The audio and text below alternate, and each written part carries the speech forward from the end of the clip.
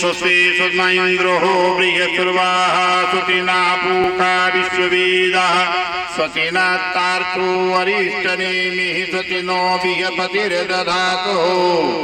ओम शुक्लाम्बरं विचासा परिमामाद्यां जगद्व्यापिनीं वीणापुस्तकधारिणीं अभयदां जाड्यान्धिकारापहं हस्ते च पाटिकमालिकां विदतीं संस्थां वन्दे तां परमेश्वरीं भगवतीं बुद्धिप्रदां शारदां।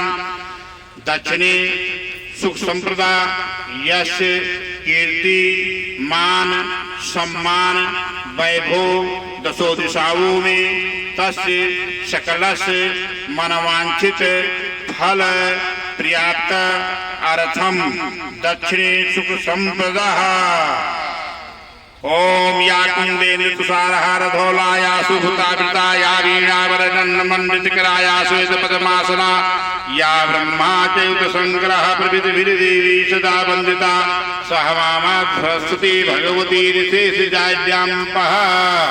सन्मुखे स्वार्थलाभ यश लाभ धन लाभ कुबेर लाभ लक्ष्मी लाभ दाम्पत्य जीवनम लाभ व्यापारस्य लाभ तस्य वृद्धि लाभ सकलस्य सन्मुखे स्वार्थ लाभ। यस्यांगे जाविभात भूधरसुता देवापगा मस्तके भाले बाल विधिगरलम यशुरस व्यालरा सोयं भूत विभूषणा सुरवरा सर्वाधिपास शंकरः पातु मां।